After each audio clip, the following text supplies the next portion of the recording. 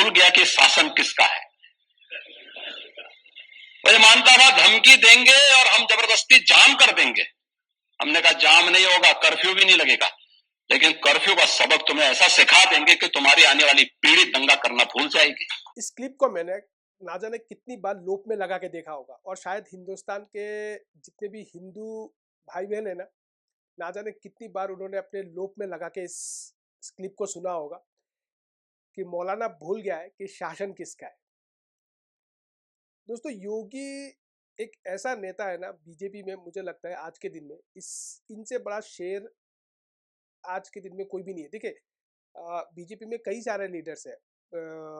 देवेंद्र फडणवीस है महाराष्ट्र में, गुजरात में भी उनके लीडर्स हैं जो सीएम है, और भी कई राज्य में। लेकिन पता नहीं बीजेपी में ऐसे लीडर्स क्यों नहीं है योगी जैसे, जो एकदम साफ सुथरा बात करते हैं और ऐसे बात करते कि लगता है कि हाँ, हिंदुओं को मतलब एक होता है ना कि भाई ऐसा हमें चाहिए। ऐसा कोई व्यक्ति आज है ही नहीं। आप देखो आज क्या हुआ, 2 दिन पहले ये चीज़ बरेली में हुआ, ठीक से उनकी कुटाई हुई, और ऐसे कुटाई हुई कि भाई क्या ही कहना, ये जिंदगी भर याद रखेंगे। ठीक है, एक और वीडियो में तुमको सुनाता हूँ, ये भी सुनो। लेकिन कुछ लोग हैं जिनको शांति अच्छी नहीं लगती, कल्याण अच्छा नहीं लगता। कल्याण अच्छा नहीं लगता। जब भी कोई हिंदू पर्व और त्योहार आता है, उनको गर्मी आने लगती है, और उनकी गर्मी को शांत करने के लिए हमें पेंटिंग का सहारा लेना पड़ता है। लेकिन आस्था के नाम पर तोड़ फोड़ करोगे, आस्था के नाम पर आगजनी करोगे, आस्था के नाम पर राह चलते हुए नागरिकों पर हमला करोगे, बेटियों का जीना हराम करोगे, और व्यापारियों के प्रतिष्ठानों पे आगजनी करोगे, पुलिस पर हमला करोगे, तो छेड़ोगे तो फिर छोड़ेंगे भी नहीं, और एक बार छोड़ेंगे नहीं तो फिर छोड़ोगे कभी नहीं। तो यहाँ पे वो क्या बोल रहे हैं कि जेल में जाओगे तो छोड़ेंगे भी नहीं, और एक बार छोड़ेंगे नहीं तो फिर छूटोगे भी नहीं। तो उनकी जो बात करने का तरीका है, और जो लोग जिस तरह से कनेक्ट कर पाते हैं, जो यंग जनरेशन आज जिस तरह से उनके कनेक्ट कर पाता है ना, शायद ही किसी नेता को कनेक्ट कर पाता है। देखिए, आज के दिन में नो डाउट मोदी जी का एक बहुत बड़ा फैन फॉलोअर्स है, और मोदी जी आज भी इंडिया में बहुत पॉपुलर है। लेकिन अगर आप देश में देखोगे ना, पूरे अगर बीजेपी में अगर आप सिर्फ देखोगे, तो सिर्फ 2-3 नेता ही आपको ऐसा देखने को मिलेगा जो प्राइम मिनिस्टर कैंडिडेट के लिए खड़ा होता है। उनमें से मोदी के बाद योगी है, उसके बाद मुझे जितना लगता है आसाम के हेमंत विश्वा शर्मा, वो इस रेस में खड़े होते हैं।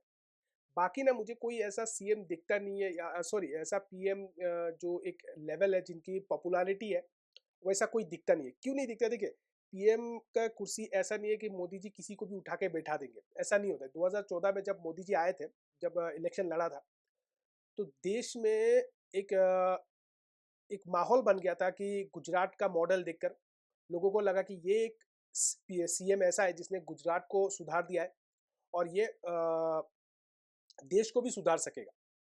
इसलिए देश ने उनको एक पहले से बीजेपी ने, देखिए जब जब सॉरी बीजेपी जब कैंपेन कर रही थी, तो उनको पता लग जाता है कि देश में चल क्या रहा है, लोगों की रुझान क्या है, लोग क्या चाहते हैं नहीं चाहते ना, उनको एक हर पार्टी को पता चल जाता है, चाहे वो बीजेपी हो या कांग्रेस हो, हर पार्टी को पता चल जाता है कि देश किस तरफ जाना चाहता है। अब 2014 में उस समय मोदी जी का बहुत बड़ा फैन फॉलोअर्स लोग धीरे धीरे बनने वाले थे, क्योंकि गुजरात मॉडल्स मोदी जी ने दिखाया था देश को जिसकी वजह से मोदी जी पीएम बने। लेकिन वही चीज आज अगर आप देखोगे ना, तो ऐसा नहीं है कि मोदी जी किसी को भी उठा के किसी को भी पीएम बना देंगे, ऐसा नहीं चलेगा। आपको देखना पड़ेगा देश में, पूरे इंडिया में पॉपुलैरिटी किसका है, कौन इस कैंडिडेट के लिए खड़ा होता है, पीएम जो बनेगा आने वाला, उसके लिए कौन खड़ा होता है, किसकी पॉपुलैरिटी सबसे ज्यादा है। और इस मामले में मेरे हिसाब से सिर्फ 2 ही है, एक है योगी जो पहले नंबर पर आते हैं, दूसरा है हेमंत विश्वा शर्मा। और इसका कारण क्या है? उनके काम करने का तरीका। अब देखिए, शेर जब दहाड़ता है ना, तो उसके पीछे सब के सब चलते हैं। योगी जी ने बुलडोजर का उद्घाटन किया था, पूरा यूपी में माफिया जो था सबको खत्म कर दिया। जो हाफ इनकाउंटर था उनको भी मारा गया, बड़े बड़े जो डॉन थे पूरा सफाया कर दिया, बुलडोजर एक्शन चलाया, लोगों के घर पे जिन्होंने उत्पात मचाया यूपी में उन्हीं से वसूली भी उन्हीं से किया। तो एक मॉडल बन गया था बुलडोजर का, जिस वजह से क्या हुआ पूरे देश में बुलडोजर एक्शन चला। अब अगर आप देखोगे ना तो योगी जी के मॉडल में पूरा इंडिया चला।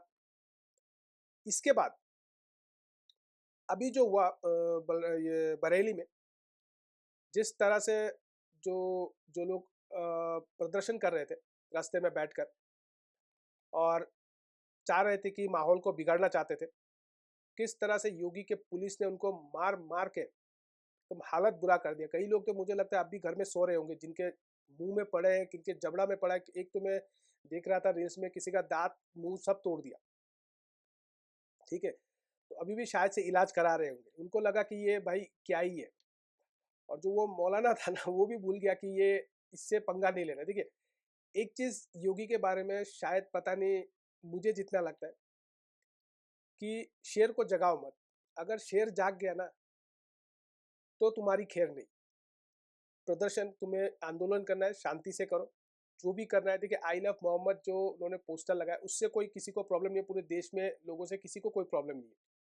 अब हुआ क्या, यहाँ पे ये लोग पत्थरबाजी कर रहे थे, बंदूकें लेके आ गए थे, कारतूस लेकर आ गए थे, तो माहौल को खराब करना चाहते थे।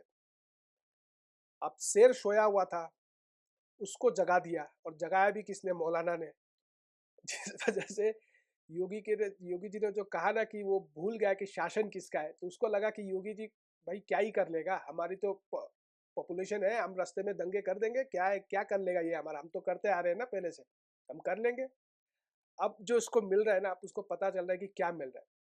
और बरेली में जिस तरह से यूपी के पुलिस ने एक्शन लिया और जिस तरह से दंगाइयों को दौड़ा दौड़ा कर मारा, जिस वजह से ना आज क्या हुआ 29 तारीख को महाराष्ट्र में अहिल्या नगर, जहाँ पे संभाजी महाराज मार गए।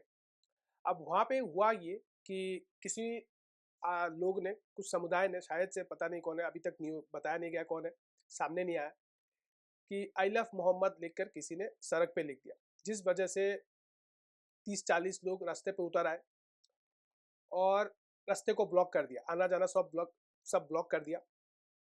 उसके बाद पुलिस ने उनको बहुत समझाया कि उन पर एक्शन लिया जाएगा, कार्रवाई की जाएगी, लेकिन ये हटे नहीं। मतलब होते हैं ना कि वो योगी जी कहते हैं ना कि लातों के भूत भातों से नहीं मानते। अब भाई तुम्हें समझा रहा था पुलिस की एक्शन लिया जाएगा, तुम घर जाओ अपने काम करो, लेकिन नहीं, इनको चाहिए कि भाई जब तक मुझे डंडा ना पड़े ना तब तक हम हटेंगे नहीं, इनको डंडा पड़ना चाहिए। अब ये बैठे हुए थे तो पुलिस के समझाने पर ये नहीं समझे। अब देखो आप पोस्टर में क्या, मतलब किस तरह से इनको पीटा गया, आप देखो।